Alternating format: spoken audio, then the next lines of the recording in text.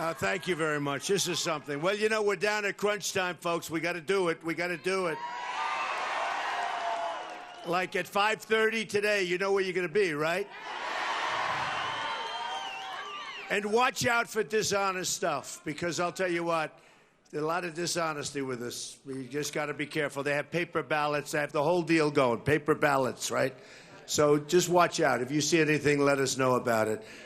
But we have a lot of people watching, because what's going on and what goes on is really quite terrible. Of course, New Hampshire was 100% legit and beautiful. You know that, right? South Carolina, absolutely perfect.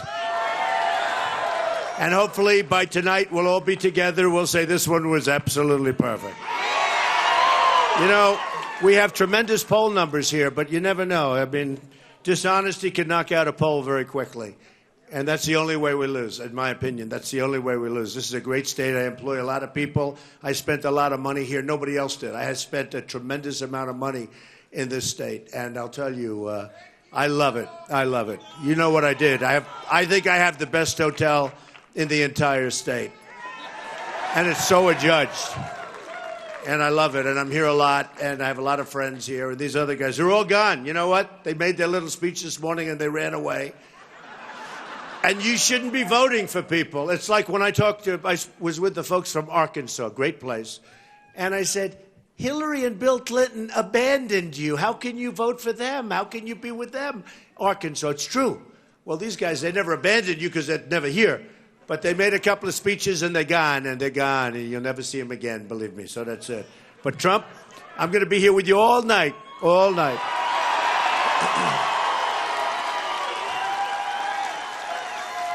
So 5:30, I mean, my most important thing, 5:30, you have to get out, and you have to caucus. But you don't have to caucus. You know the nice part? This is a little bit different. We really insisted. You have a great chairman, a great state chairman.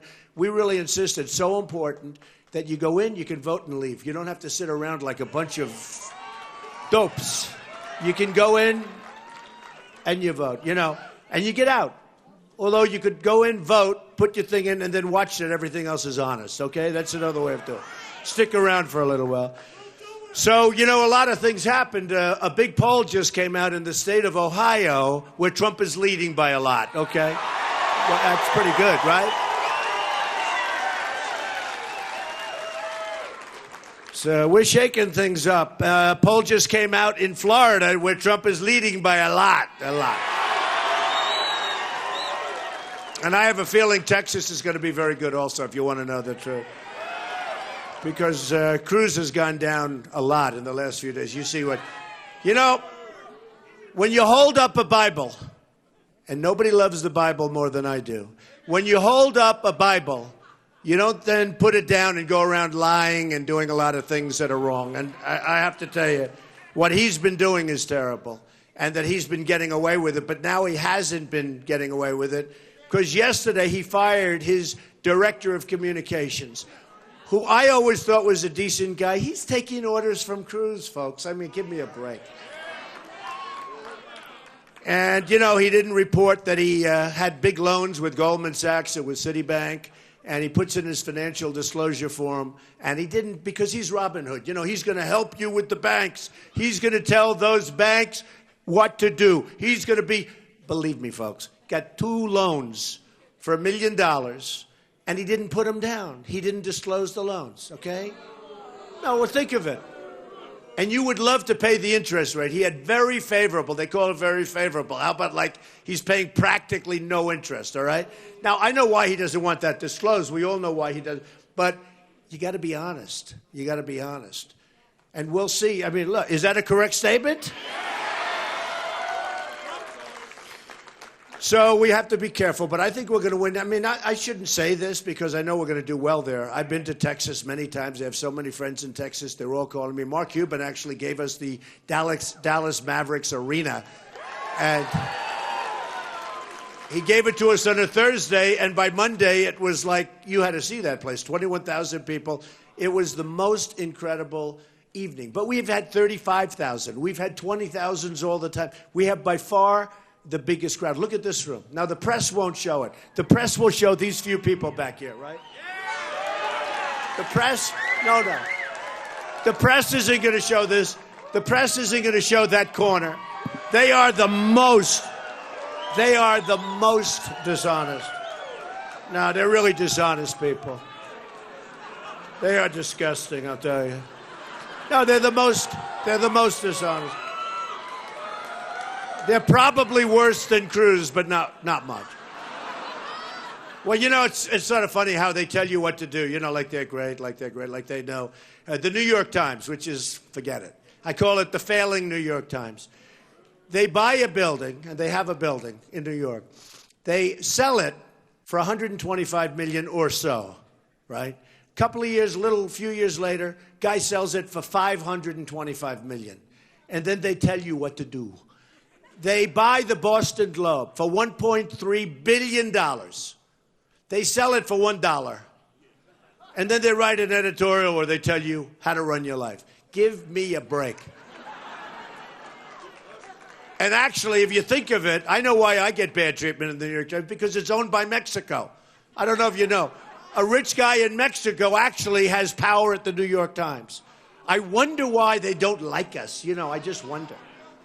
But think of it. $1.3 billion they pay for the Boston Globe. They sell it for $1, and they lose a lot of money in the meantime. They spent a fortune on computers and this and that. They ran it for, 7 or 10 years or something, losing a fortune. So they lost much more than 1.3. So they buy it for $1.3 billion, lose money for years, spend tremendous money on it. They sell it for $1, and they tell us how to run our lives, these people? Stupid. I call them the stupid people. And we should. I could go into a couple of other papers, but they've actually been treating me fairly nice lately, so I won't bother. You know, I won't bother. So we have a really big thing happening. We have an unbelievable movement going on. Look at this room. I mean, we have 2,000 people that got sent away. Look at the size of this, because the fire department wouldn't allow any more people. I can't imagine that, right? I mean, we're only bursting at the seams. I want to see the fire marshal. They say, sir, we're bursting at the seams. My own people, you can't get any more people. But this is happening all over. It's a movement. And Time magazine recently did a cover story. It was a great story by a great writer. And it talked about the movement that's taking place. It talked about the fact that we want to take our country back. We want to be a smart country again. We don't want to be run by stupid people. And they talk about the fact that there's a certain anchor, you know, Nikki Haley, who backed the wrong horse the other day. You saw that. I had the lieutenant governor, who's a terrific guy, and he won. She had, who the hell did she back? Yeah, Rubio. Who, by the way, I've been very nice to. I've been very nice. People say, why are you so nice? Because he hasn't hit me. When he does, you will see what happens. No, when he hits me. So far, if you look, and I'm not bragging, this is fact. In fact, one of the big newspapers the other day covered it very nicely. And they said, major story, biggest newspaper, front page. I won't say which newspaper, because usually I don't like the newspaper, but the biggest. And they had a front page about Jeb, who's a very nice person. See what I say? Now that he's out, everybody's nice. When they're out, they're nice. They ran a brilliant campaign. Sure, he spent $150 million, and I spent practically nothing. Sure, I'm in first place, and he was at the bottom of the heap. He ran a brilliant campaign, folks. It was brilliant. No, he was not nice to me. I will tell you this. He was not nice to me, and he ran tremendous numbers of negative, millions and millions of dollars of negative ads. But they had something. It was all about, they had it planned. He was the presumptive winner. When he announced, I don't know if you know, he announced a day before me. When I saw him, I announced the following day or something. But he was presumptive. He was going to be the winner. And he went out, he announced, and it went to like 22, 23%. And everybody else stayed out. Romney stayed out. He didn't think he could beat Bush. Well, he didn't think he could beat, he had the worst. He had a guy named Stuart Stevens, who was the worst campaign manager. And now this guy is on television saying, this is the way you beat Donald Trump. This is the guy couldn't beat Obama. He's a failed president. Stuart Stevens. Every time I see him on television, his hatred, he starts shaking. They mention Trump's name. And his hands start to shake. He starts to sweat. But other people start to sweat too, don't they, huh? But you know, in all fairness to Mitt tried very hard. He had the wrong campaign manager. And unfortunately, Mitt, the last month, he gave up. He gave up even though he was leading. He could have won. We had a failed president, and we had somebody that just had very bad advice between Stuart Stevens and the other people. And maybe, you know, you got to say it's Mitt's fault. But I backed Mitt Romney, and he failed. I backed John McCain, and he failed. This time I said, I'm going to do it myself, okay? Believe me. Believe me. And it's been an amazing thing. I mean, it's been to watch it and to see it grow. We started off practically from the beginning. You know, before they wouldn't poll me, the press, they wouldn't poll me. And they just wouldn't do it. And, yeah, I felt good about that. But they wouldn't do it, and they wouldn't poll him because they said he's not going to run. We are not going to be used by Donald Trump, they said. We refuse to be used. And Mr. Trump is just having a good time. Believe me, I can be someplace else. I do love you people, but I could be on a boat right now. I could be doing a lot of things. No, I don't want to be. I don't want to be because, you know, the theme, Make America Great Again, we're going to make it greater than ever before. Greater than ever before. And from the beginning, when I went out, and my wife said it to me, she said, darling, you know if you run, you're going to win. I said, how do you know? She said, because she's a very smart woman, actually. She's very, very smart. She said, because I see the way people react to you. And if you run. Now, if you don't run, you will never, ever look good. You will never, ever. Not that she wanted me to run. She preferred that I didn't. She likes our life. I mean, it's a nice life. This is a crazy life, folks. I mean, honestly, you meet, I'll tell you what, I said it yesterday. You meet some bad people. This guy, Ted Cruz, is the single biggest liar I have ever dealt with in my life. I mean it. I've never seen, he will lie about anything. And you meet some, now I've met much tougher people than Ted Cruz. He's like a baby compared to some of the people I have to do. He is like a little baby. Soft, weak little baby by comparison. But for lying, he's the best I've ever seen. He's the best. Of course, really, the great liars are the ones that don't get caught, right? The ones that get caught, they're not really great liars. I mean, he really got caught. Well, Hillary, so far, is doing a good job. Hillary, think of it. Hillary, you know, somebody shouted out the name Hillary, and I will say this. There has nobody has ever committed the crimes that she's committed, and so far, she's sailing along. She's being protected. Hillary is being protected. And I have to be honest with you. I don't think Hillary has the strength or the stamina to be president. I really mean that. Doesn't have the strength. And remember what I said. Remember when I said low energy for somebody else? I won't mention names. Hillary, I'm very good at this stuff. You need tremendous strength. And you need tremendous stamina. And Hillary will come in for a meeting. She'll see a few people. They'll vet all the people. What are you going to ask her? What kind of cereal she has for breakfast? What are you going to ask her? Where does she buy her clothing? You ever see anybody sell? I walk into a Lions Den. I don't know who the hell's in this room. But whoever it is, I love you, okay? I love you. But with Hillary, doesn't have the strength. Remember I said it. She doesn't have the strength. She doesn't have the stamina. She'll do an event. She goes away. She'll do a debate. She goes away. She needs tremendous. We have the worst trade deals in the world. We're losing on trade. We're losing with our military. We can't beat ISIS. We're losing with health care. Obamacare is a disaster. We're going to repeal it or replace it. We're losing with Common Core. It's going to be ended, and we're bringing education back locally.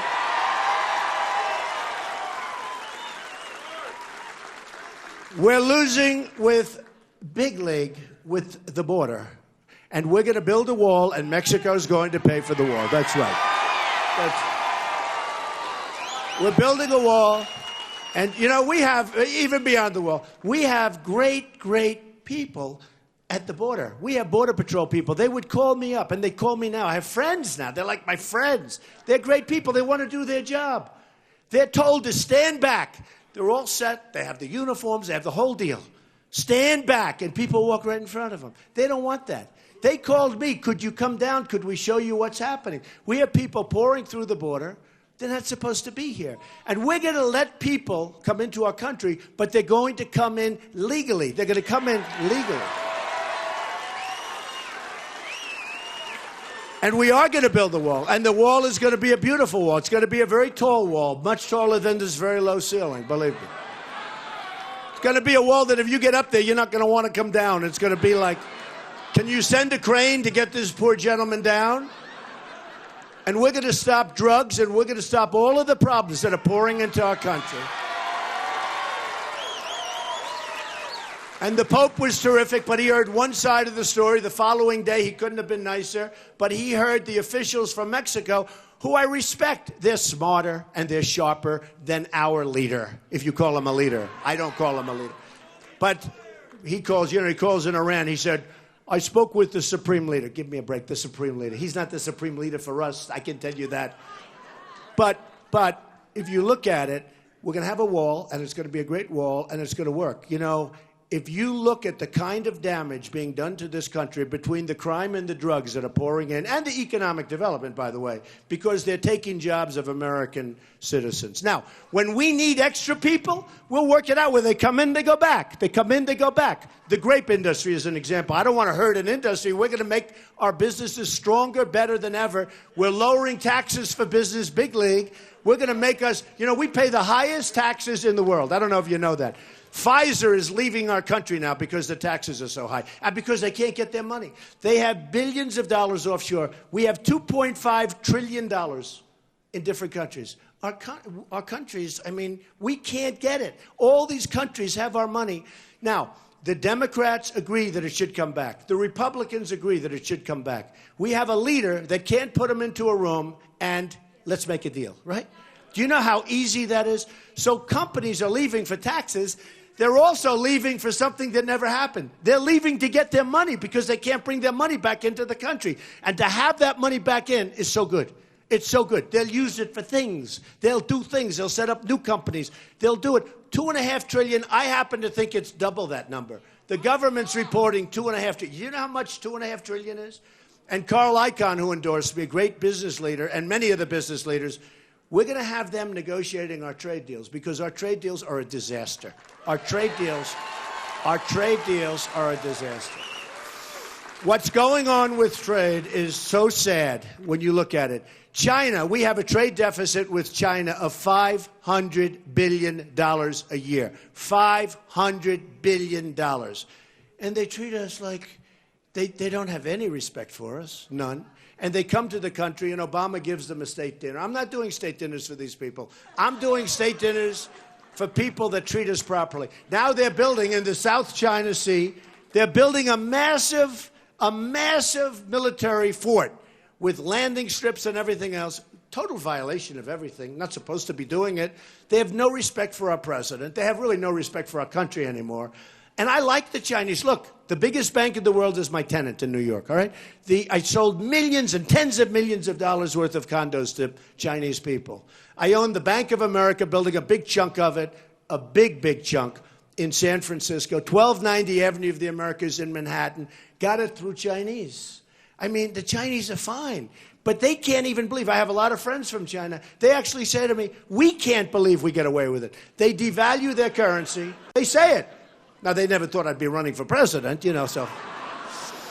They tell me. They had no idea this was going to happen. But they used to say. Now they say, they come up, lots of things. By the way, there has never been in the history of the world a greater theft than what China did to the United States. We have rebuilt China. They have taken our jobs. They've taken our base. They've taken our money.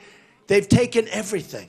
They have drained us. If you look at the millions of jobs, the thousands of plants that have been closed, thousands of plants have been closed.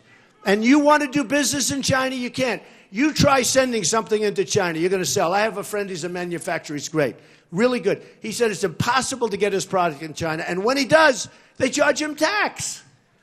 Now, when they send their product here, there's no tax. Come on in. We're the stupid people. Come on in, sell whatever you want.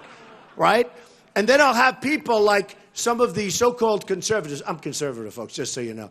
But I call these people the stupid conservatives. They'll say, Donald Trump is not a true conservative because he wants to charge tax to somebody selling their goods here. They don't say that the other side is doing it, okay? Because I am a free trader. I believe in free trade. But it has to be smart trade. It can't be rip-off trade. It has to be smart. So it's got to go, basically, simply, it's got to go two ways. Got to be good. When we lose $500 billion a year with one country, okay? Now you talk Japan. They send their cars in. By the millions, the cars come pouring in. We send them practically nothing. We send them beef. Beef. And they don't want it because their farmers don't want it. I understand that. And you know the story. So they send it back. Then we send it there. But by the time they get it back to Japan after 3 or 4 times, it's so rotted and so disgusting that they call it Kobe beef and they charge 10 times more because they're smart. It's true. You ever go for Kobe beef? It's like 10 times more expensive. And all it is the rotten beef, which they wouldn't take. It kept going back and forth. They don't want our product. They don't want our product. And I have the greatest business leaders in the world. Now Vietnam is acting very big. India is doing a great job for themselves. They're not, helping us much. And I love India. We're building 2 beautiful buildings in India. We're building buildings all over the world. But you know what? If this ever happens, I couldn't care less for the company. I'll let Ivanka and the kids run it. I have executives that will run it. It'll be fine. I couldn't care less. I care about one thing, making America great again. That's all I care. That's all I care.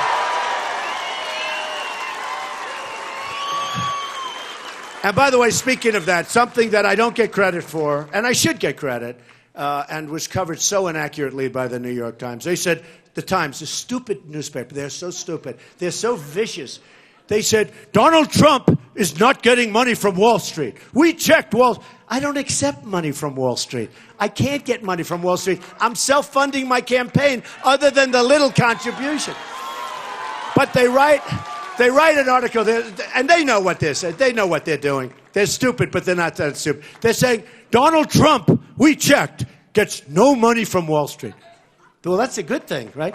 But the reason is, by the way, if I wanted to get money from Wall Street, I would have a fund. Jeb Bush had the biggest fund, $148 million. You could double it, quadruple it. I would have a fund in 2 weeks that would be bigger than any fund ever set up for anybody running office. I'm not doing it, other than the little contributions that people can put, because frankly, by the time you send them back, it's too much. And what they do is they send in, it's love. That is love. Those people, they love our movement. And there's no way you can send a woman her $17.50 back who writes a 4-page letter with seriously, there's no way you can send it back nicely. But we are self-funding our campaign. I'm not taking money from Wall Street. I'm not taking money from anybody. That's it, other than the little contributions. And I'll be honest with you. I don't get credit. I mean, even the stupid New York Times writes about, Trump isn't taking money from Wall Street. They actually say Wall Street's not giving me money. I could make 3 phone calls, have so much money, but I'm not taking it. I'll tell you, when you go to the voter booth, I hope you remember that, because I don't think I get any credit for it. I'm spending millions of dollars. Now, here's the good news. I've spent less than any of the other, major candidates. Some people are just playing games, okay? But I've spent less than any of the other candidates, and I'm number 1. Other people have spent like $140, $150 million, and they're down at the bottom of the pack. So I spent less, and my result is by far number 1 by a lot, actually. It's not even close. Wouldn't it be good to have a president that could spend less and be number 1? Wouldn't that be a good thing? Wouldn't that be good?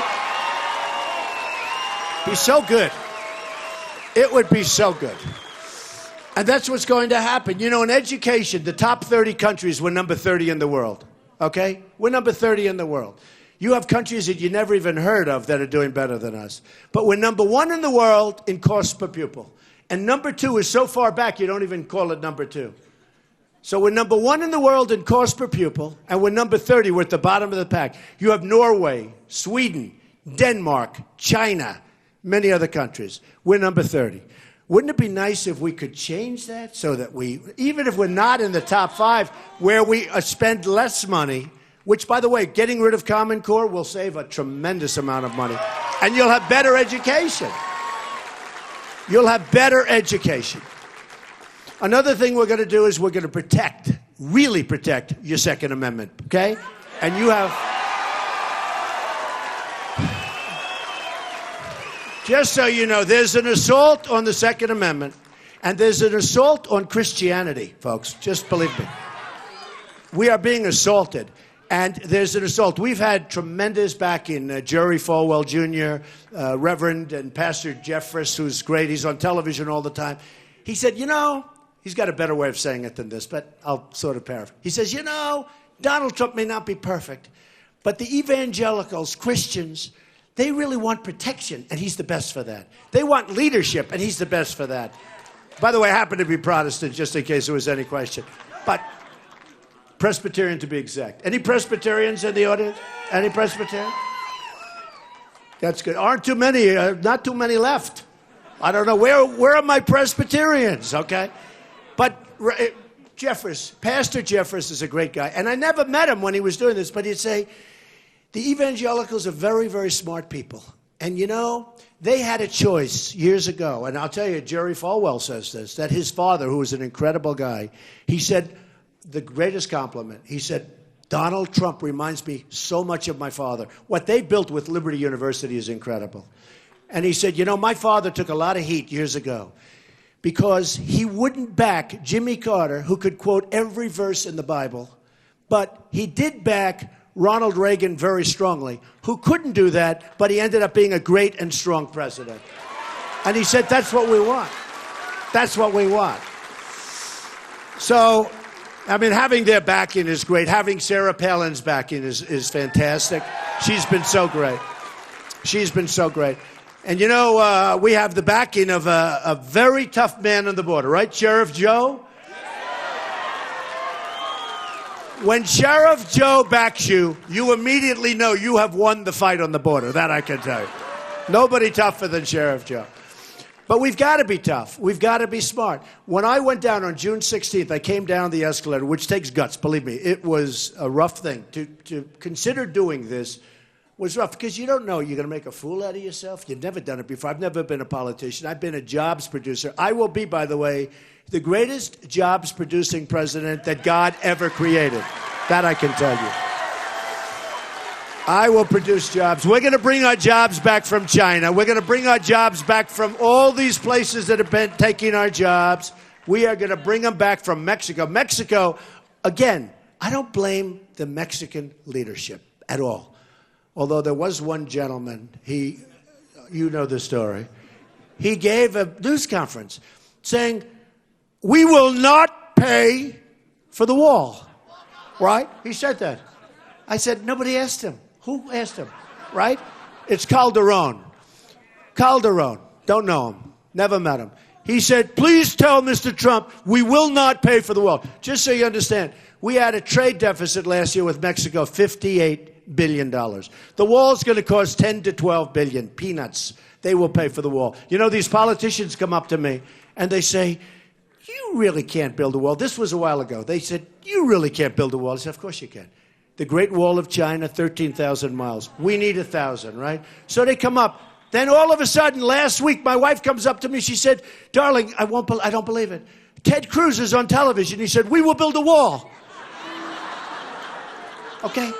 And now another one came out. We will build a wall. It's amazing the way I can talk people into things, right? We will build a wall. And she was shocked because... No, I was the only one. And do you remember the abuse? You can't build a wall. And every time I think about that, I think about 2,000 years ago, China, 13,000 miles. We need 1,000. It's actually 2,000 miles, but we have natural barriers, natural buffers, and things that will do a very good job, okay? I might make it a little longer. We're going to make this is going to be impenetrable, unless you come in legally, in which case it's going to be fine. But Calderon, so he has a news conference. And he said, we will not pay for the wall. We'll tax him. We will not pay for the wall. So the newspaper, one of the people is here, and they call me up. Could we have a comment? Calderon, former president, Calderon said, Mexico will not pay for the wall. Could we have your comment? I said, yes, the wall just got 10 feet higher. It's true. It's true. Look.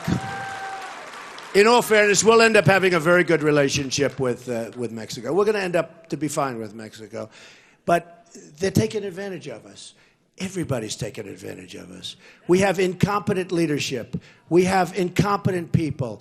This morning I watched President Obama talking about Gitmo, right? Guantanamo Bay, which by the way, we are keeping open. And we're going to load it up with some bad dudes, believe me. We're going to load it up. But here's the thing I didn't understand. I heard this, but I didn't understand it. We spend $40 million a month on maintaining this place. Now think of it. $40 million a month. I think we have, what do we have left in there, like 100 people or something? So we're spending $40 million. I would guarantee you that I could do it for a tiny fraction. I don't mean like 39. I mean like maybe 5, maybe 3, maybe like peanuts. Maybe in our deal with Cuba, we get them to take it over and and reimburse us because we're probably paying rent. You know, like Saudi Arabia, we're going to keep it open. By the way, we're going to get the cost down because that's ridiculous to pay 40. But these are politicians. These are politicians. I mean, these are just politicians. They don't know anything about dollars. They never employed anybody. A guy like Ted Cruz, he has no clue. He never employed anybody. He's a nasty, nasty guy. He's a liar, and he never employed anybody. That's a bad combination, right? I mean, I don't know. Hey, look, I told you, I'm leading in Ohio, I'm leading in Florida, but I'd like to really win in Texas. Wouldn't that be great? I love Texas. And I think now that he's exposed himself as a nasty person who lies a lot, I think he's going to go way, way down in Texas. So I think we have a shot in Texas. But he does commercials in me. I have one here where something to do with federal lands, and Donald Trump supports the federal government and the lands, and I don't even know what the hell they're talking about. I mean, I don't even know. It's this commercial, and it's put out by him. And I don't even know what they're talking about. And I've seen it like 5 times. I'm saying, I hope people aren't swayed because he lies. He's had to take down numerous commercials. The other day, during the vote, right, in South Carolina, it's the morning of the election. The morning. A beautiful day. I love the place. I love those people. And I think I'm going to win. I think I'm doing well. Wall Street Journal put out a totally dishonest poll, totally phony poll, in my opinion. I mean, in my opinion, because it gave us a little bit of a scare because they took me way, way down from what it was. And then when you looked at it, it was impossible. They said, this is a poll of very, very, very, very conservative people. Well, what about liberal people? What about other people? They don't vote? So I saw this poll come out where I went down to like 2 or 3 points. And, you know, that's a little scary because everyone's thinking I'm going to win. It was a real hit job. And then the story was even nastier. Donald Trump. It's funny. I had a really good Wall Street Journal poll about a month ago. I couldn't find it. It was way back in the paper, and I couldn't find it. To this day, I never found it, right? Now they have this bad poll, which I was still leading, but leading by like a little slice. Front page of the Wall Street Journal. Front page, the poll. Trump doing badly. The next day, I had another one on the National. Trump doing, do you see my national polls? They're going through the roof. All over. But the newspapers, they're dishonest newspapers. They're dishonest. The Times, I think the Times is the most incompetently run. That's why they're losing their shirts. Wall Street Journal, very dishonest. These are dishonest people, in my opinion. And we have to, I'll tell you what, it's amazing. You think the media, I think it has a lower rating than Congress, which is hard to believe. Because honestly, you get these people better than anybody. I tell people how smart. You know, when I won in New Hampshire, they did a poll, and they did the same poll, right? They did the same poll in South Carolina. It was sort of like a similar poll. And it was, what do you think of this? I won with every single, I won with the women. I won with the men. I won with highly educated. I won with less than highly educated because I'm being very nice, okay? I love those people. They're my people. I love them. But I won with less than highly. I won with every single, I won with evangelicals. I won with evangelicals. Cruz was supposed to win South Carolina because it was very heavy with evangelicals. So he was supposed to win. It was supposed to be his, they call it his bench water, his strong point. And I went in, and right from the beginning, I knew I could do well there because the people are incredible. And I spoke to them, and they got it. You know, they really got it. They got rid of this guy. He came in third place. I mean, it was incredible. But he's a bad guy, and he came in third place. You know what a great honor that is, to knock off bad people? I love doing that. I love doing it. But think of this. So on the morning of the election, I get a call from my people. Mr. Trump, I'm sorry to inform. This is the morning of the election. I've been working really hard. I was there for a month. I'm making speech after speech. I can't stand it anymore. And I figured, oh, now it's election day. We're going to take it a little easy. I get a call at 9 o'clock in the morning, earlier. And they said, Mr. Trump, somebody just did a robocall, and it's really bad. I said, really? What is it? It's about the Confederate flag. What do I have to do with the Confederate flag? Well, you said something to somebody a long time ago about, it was fine, you know, about, you know, being in the museum. And, you know, it was a very controversial subject. So he took a thing, they made it into a commercial. He said, it wasn't him. It wasn't him. Turned out to be his campaign manager, okay? Oh, it wasn't him. Then he did another one about gay marriage, okay? It's fine. Did another one about gay marriage. And he puts it on. I get a call 12 o'clock. So now I have 2 robocalls. Nasty, nasty, vicious robocalls. And I said, man, I'm going to lose. I'm going to lose here. I'm going to lose in South Carolina. These robocalls are terrible. And we won in a landslide.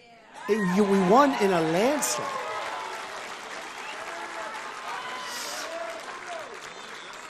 I mean, it's so beautiful. The truth is, you're really smart people. And I have to tell you, you know, for a while they were saying, Trump's people are the most loyal, which is true. That everybody...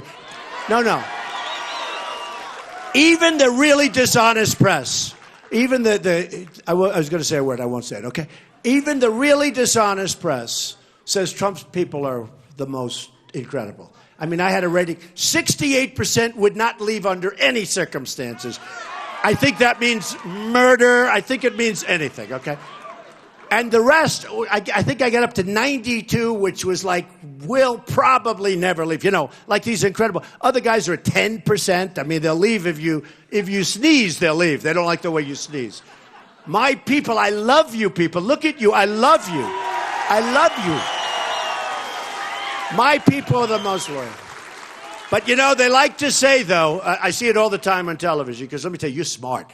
They like to say, well, you know, Trump has a very uneducated... Let me tell you, no. It's all... I won with the smartest. I won with the most educated. I won with the smartest. I won with people that are smarter than anybody, but they don't have the big education. My people are the smartest people. Believe me, the smartest, because they get it. They get the total dishonesty. They fully understand it. And we won with everything, but we have the smartest people. Remember that, folks. We have the smartest people. They like to say that because they think maybe that's a negative. Just like these cameras, they'll never show that corner of the room. They're never going to show this room. They're never going to show this room. I mean, no, they're never going to show it. They won't do it. They won't do it. I've been working in them. That's why I love protesters, because the only time they move is for a protester because they think that's negative. You know, last night, can't stop the Trump. You're right. Can't stop this crowd. Can't stop this crowd. You know, when I first started with the speeches, and the crowds got bigger and bigger and bigger, it's word of mouth, and the movement started, and now they're talking about, they say, I get a call from a very important writer, most important, happens to be a liberal, and he calls me up and says, how does it feel? I said, how does what feel? How does it feel? What you've done has never, ever, ever been done before. I say, doesn't feel at all. If I don't win, it's a waste of time. And I'm not talking about winning primaries, getting to be the nominee. I'm talking about winning against Hillary or whoever we're going to be fighting. And this reporter, and he said it with respect, he says, no. It doesn't matter whether you win or not. What you've done has never, ever been done in the history of politics. And I said, maybe so and maybe not. But to make our country great again, we have to win, and we have to be able to do all these things. So that's the way I view it. I view it. It was actually a very complimentary call. By the time I finished with him, he never wrote the story because, you know, it's interesting because I was so negative on it because I really believe that. I could have had a nice story about it. It doesn't matter. But you do have to get Time Magazine because they talk about the movement. They talk about what's happening. They talk about it in the most glowing terms. And they talk about it in the most sophisticated terms. They talk about we're the internet compared to a store like Macy's, which was extremely disloyal to me, by the way, very disloyal. Don't shop at Macy's. You know, when I went out, good friend of mine, was a good friend of mine, when he ran Macy's. When I went out, and this was sort of crazy, and I said, we have to stop illegal immigration. I started doing the whole thing. Turned out I was right. But it took 3 or 4 weeks for people to realize it. But when I went out, I got a call from Macy's. And they said, you know, this is a very controversial position. Now, look, it was peanuts. I'm selling like, what, shirts and ties. It's not a lot. Not a big deal. And the ties were made in China, so I didn't even care, to be honest with you. You know, I was probably going to have to get away from that one pretty soon anyway. You want to know that. But they came out and they said, Donald, this is very, very controversial. We're going to have pickets coming, Hispanics. By the way, I think I'm going to win the Hispanic votes. Do you know, in the state of Nevada, you saw it the other day, I win with Hispanics. I win with Hispanics. First of all, they're here legally, and they don't want their jobs taken away from them. And second of all, and importantly, they know I'm going to bring jobs in. They know I'm going to take jobs away from Mexico and China and all these places. But they said, we're going to have pickets in front of Macy's. I said, so what? Have pickets. I have pickets all the time. I have pickets like all the time. And here's what happens. They'll picket for 20 minutes, and they want to go get lunch, and they'll never show up again. He said, no, this is terrible. We're going to... And that's what happened. They showed up for about 2 seconds. But in the meantime, they said, can we do this? So I said, just very disloyal people. Just remember that. I don't shop at Macy's too much anyway. But don't shop at Macy's. Don't shop. You know what? Because in my opinion, they don't have the best interests of our country in mind. That's what I say. They're more interested in being politically correct. And political correctness is killing this country. Remember that. It's killing this country.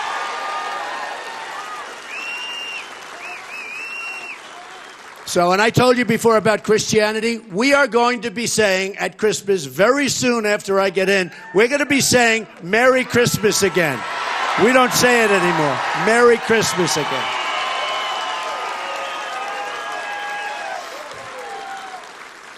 When I made the statement, and it had to be made, and I've had so many friends that were Muslims calling me up saying, Donald, not all of them called me, but some called me.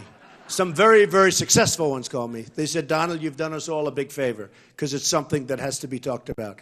There's something going on, folks. And when I said we have to have a temporary ban, it was so important. Now, nobody else is going to say that, and I knew it was going to be a rough thing to say, but there's something going on, folks. When you're flying planes into the World Trade Center, when you're killing the 14 people in California, when Paris happens where you shoot 130 people and you have many, many people dying in hospitals, it was so tragic. You have people so mortally wounded. By the way, the toughest gun laws anywhere in the world are Paris and France, okay? They had no guns on the other side. If a few of you characters were in that room and you had your gun along your ankle or along your waist, it would have been a whole different story. Would have been a whole different story, believe me. Would have been a whole different deal. I tell my friends, you know, these guys, they want to take away the Second Amendment. You have a couple of people, like Hillary Clinton. She wants to destroy the Second Amendment. No, she does. A really bad issue for her, but she wants to destroy the Second Amendment. When I negotiate and debate with people, especially from New York, because they all think, oh, get rid of guns, get rid of guns. When I talk to them about it, in front of people, I like debate them. I like it, because that's a debate you can't lose. And I say very simply, if we had guns on the other, where the bullets are flying in both directions, like not just one direction. The bullets now are flying in two directions. Boom, boom. You know what's going to happen? They lose that debate every single time. Every single time. I call them up the next day. They say, do you agree? Right? Do you agree? They say, nah, I don't. They can't win that debate. So we're going to protect our Second Amendment. We're going to be safe. We're going to be happy. And nobody is going to mess around with it. Nobody whatsoever. Remember that. Just remember that.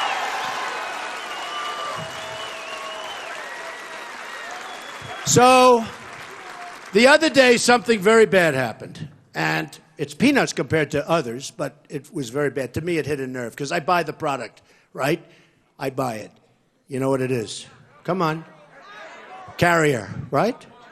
I buy Carrier air conditioners. I buy a lot of air conditioners. Now I buy Trane because, I like them when they're made in this country. But the other day, it was announced very, very strongly, it was announced that Carrier is leaving for Mexico, 1,400 jobs. And somebody had one of the cell phones going, and they have it going as this executive is saying, we're closing up shop, we're moving to Mexico. And I said to myself, that was sad. It was sad to watch it. And these people will never get jobs like this. They'll never get jobs like this. They were there for many, many years. They do a great job, make a good product. They're going out. They're going to move. They're just closing up, and they're going to move to Mexico. And other people are also moving from United Technologies. They're going to move a lot of businesses to Mexico. I said to myself, I was a really good student. I went to the best school, the Wharton School of Finance. And whether you went to Wharton or whether you went to high school or whether you didn't go to high school, believe me, there's nothing good coming out of these trade deals we have. There's nothing good. So they're going to now move, and they're going to make air conditioners. And here's what's going to do. The people running against me, and all of the people in Congress, senators, everywhere, they all have special interests and lobbyists and everything else. In fact, you have lobbyists, it says on their name, the head, I represent Ted Cruz. I represent this one and that one. In all fairness, Jeb had Woody Johnson of Johnson & Johnson as his top fundraiser, his top campaign finance chairman, right? Woody Johnson. Pharmaceutical. Okay. Now, do you really think that Jeb or anybody else, and I'm talking about Jeb with respect, do you really think that Jeb or anybody else, or Ted Cruz, who's representing a lot having to do with oil and everything, these people are all controlled. And I know many of the lobbyists, and they literally work individual people. You have lobbyists that are good for 3 people. That's all they do. They focus on them. They take them out to dinner, they help them, they raise a lot of money for them. And when there's a problem, you call ex-lobbyist who's good for ex-senator, okay? Whether it's Marco, whether it's Ted, whether it's anybody up here. That's the way the game works. I mean, who knows the game better than me? I was a very establishment guy 9 months ago. And then when I decided to do this, they went crazy. They said, what's Donald doing? He was one of us. Well, I know the system better than anybody. And I know half of the people. In the last debate, last 2 debates, I looked in the room, I saw all people I know. They're all lobbyists. And when I said something good, and they say I won those debates, by the way, almost everybody. But it's tougher. You say something great, and you hear like nothing. Then somebody else gets up and makes a fool out of himself. He gets a standing ovation. You tell me that's easy, right? And they were given out by people. It's a disgrace. But again, I'm self-funding, so I didn't have anybody. I had my family in the room. So I'd hear my son, hey, I have one son who's much more vocal. And I hear Eric, and he was screaming, he was going wild. But it's one person. We can't, it's not like 2,000 people.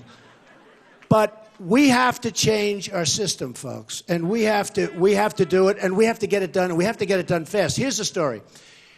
The pharmaceutical term limits is fine. The pharmaceutical, in theory, term limits, I'm fine with term limits. But in theory, you people are the term limits. It's called, if somebody does a bad job, you vote against them and you get them out.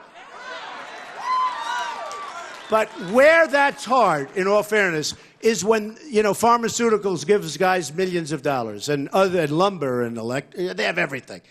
It makes it hard. But I'll give you an example. A friend of mine who's a doctor, he tells me that the drug industry doesn't bid out drugs. I said, you have to be kidding. It can't be possible. Then in about 2 seconds, I said, oh, I know why, because these guys are all taken care of by the drug industry. Do you know we don't bid out drugs? We're the largest purchaser of drugs to make you better, drugs to make you better. We're the largest purchaser in the world. We don't bid it out. There's legislation doesn't let us bid it out. So when you go to the drugstore and buy something, you're paying a similar price that the United States of America is paying, and they buy billions and billions of drugs. If we bid it out, we could save over $300 billion a year. So when Woody Johnson, who's a nice guy, he has great real estate. He bought an apartment in one of my buildings, right? So when Woody Johnson and all these people, when they come to me and they say, Don, would like to see you, they didn't give me anything. I don't want anything. It's so important what I'm telling you, because they have total control over these people. $300 billion. Think of it. You believe the kind of numbers we're talking about? Now, multiply that times many times, because in our military, and you've seen it, I've seen it ever since I've been a young guy, you have people buying, I'm still young. I feel young, I tell you. I feel young. I feel better than ever. Do I have a choice? Do I have a choice? No, I feel better than ever. That's very important. My doctor wrote a very strong note. You know, everyone's saying, could we have it? He said, he's in the best shape of anybody I've ever... This doctor went a little bit overboard. In fact, people said, did you write that letter? I mean, that's... No, I feel very good, I have to tell you. And if you don't... And this is what I mean by the energy. Hillary needs energy because we have made so many mistakes. We have made such bad deals. We have to correct all of this stuff, whether it's in trade, whether it's in war, military. How often do you see where we're ordering the wrong airplane, we're ordering stuff we don't want? The reason is that those companies are better politically than the companies whose product we want, okay? That's not going to happen anymore, folks. It's not going to happen. We're going to get, I've seen it over the years. We're ordering aircraft that the generals don't want. We're ordering things that... We're going to get the stuff we want. We're going to make our military so big and so strong and so powerful, nobody is going to mess with us. Nobody. You know, Hillary Clinton made a statement not so long ago. Oh, she made another one about 4 weeks ago about sexist. She, believe me, she had a rough week with her husband. The last person she wants to run against, by the way, is me. Chuck Todd, a very nice guy for NBC. He said, I was told that Hillary Clinton would most like to run against Donald Trump. Okay? This was after that big weekend, the bad weekend that they had, right? And I was told personally that Hillary Clinton would most want to run against Donald Trump. I was told that on good... I called him. I said, Chuck, let me explain something. Here's the way it works. You know, we're playing chess here at a high level. When they say they want to run against me, that means they don't want to run against me, okay? Get it through your head. And the Q poll just came out. I beat her. The USA Today poll just came out. I beat her. And in all fairness to beating her, I haven't even started on her. The only thing I did, I haven't even started.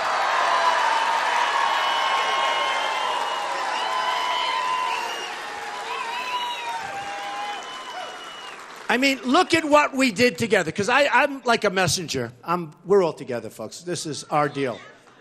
Look at what we all did together. I'm not going to say me, but I'm the one that gave the message. Look at what we did to various people. Governor Walker, a nice guy, took him out, right? He was leading. He was going to win. He was going to win. The governor from, as you know, Texas, nice guy, right? Governor Perry, a very nice guy. He made nasty statements about me. And then I challenged his IQ, which wasn't nice to do. And I challenged his glasses. What the hell are you wearing glasses for, all of us? I said, the glasses aren't working. And the only reason I do this is they all went to other people. They're backing other people, so it's fair game. Do you agree with that? If they, and I have to say, many people have called me, and they want to back me. I find endorsements very unimportant. I really do. I do like having Sheriff Joe. I do love having Sarah. I do like having... I really love having, as you know, Jerry Falwell. I think he helped me a lot with the evangelicals, right, in South Carolina. I think he helped me. I love having Pastor Jeffress. But I find that they're a lot of work. I have some people that gave me a endorsement, and they're such work. They call every day. I think you should say it a little differently. May I come over and talk to you? I say, I don't have time. I don't want to say it differently. I like the way I said it. It seems to be working.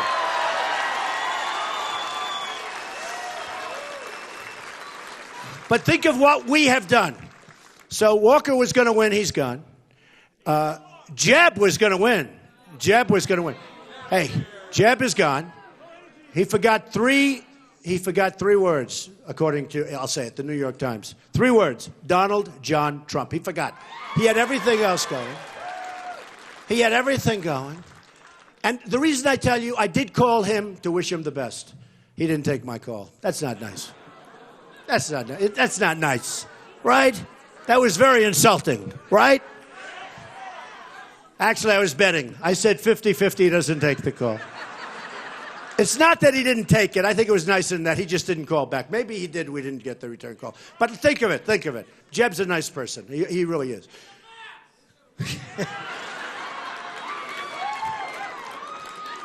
I have, you know what else I have? I have the toughest people. I have the smartest and I have the toughest. Think about this clown senator we have, Lindsey Graham. He was so vicious. He went on television. He's shaking. He's discussing me. He's shaking. He's our guy. He's going to tell us what to do. He's been in there forever. He's going to tell us how to win the war with ISIS. He is so wrong. It's almost you have to do the opposite of what he's saying to win. He's going to end up getting us into World War III. He's been there. I know more than anybody. I've been doing this for many years. That's right. We've been doing it for many years. And look where we are. It's worse than ever. It's worse than ever. I mean, the hatred this guy has. So he started out at 6 or 7. He went down to 0. And, in his own state, I was at 40. And he was at 1. I said, I don't think I want his endorsement. Do you agree? He brilliantly endorsed Jeb Bush. A week later, Jeb Bush was out of the race. No. These are the people we have running our military. He endorsed Jeb Bush. A week later, Jeb was gone. This is who's telling us how to beat ISIS. These guys are brilliant guys. They sit there. They watch this. They can't believe it. They can't believe it. We had a question in the previous debate about waterboarding. They asked Ted Cruz. He was on my left, right? I've been in the middle. I didn't hear that. I didn't hear it.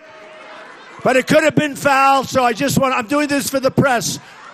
Anybody that says something like that, I will reprimand them. Who said it? I didn't say anything. You are reprimanded. Okay, that's a very light reprimand. I didn't say it. They'll say now, remember when somebody in New Hampshire shouted out something about Obama and they thought I was supposed to defend him and it went a whole thing and I went because I didn't say anything. I said, I didn't do anything, so if I don't do anything, they go after me. If I do something, they'll go after. So I'm reprimanding you, sir. Officially. That's official. But okay, so listen, let's go over a few of these guys, right? So you have Perry, he's gonzo.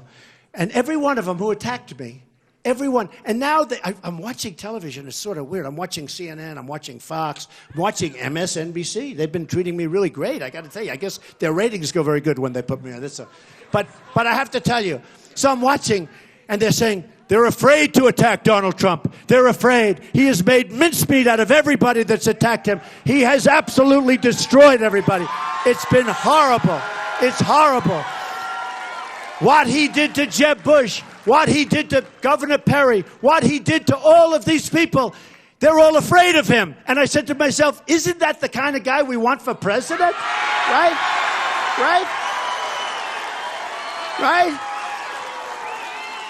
I don't know. So I've hit Ted Cruz very hard because, I just can't stand liars. But I haven't hit Rubio because he's been so nice. He's probably the smart one, right?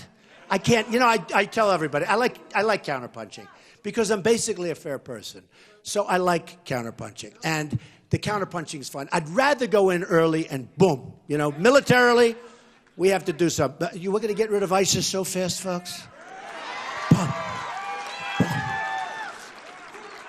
But Marco Rubio is a nice young man.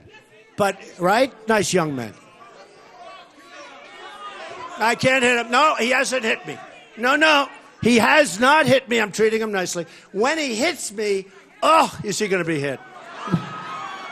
Actually, I can't wait. I said that about Cruz. We were both being very nice, and he was being very nice. And then all of a sudden he said something a little off color, and I said, well, thank goodness it's time. And he lost the evangelicals, right? In South Carolina, he lost the evangelicals, and I'm leading with the evangelicals nationwide. So anyway, we'll see what happens with Mark. I mean, at some point he may get nasty, in which case, fine. And I hope he does because it's more fun, right? Isn't it more fun? But he's been very nice. Okay, so look, here's the deal. We have a mission.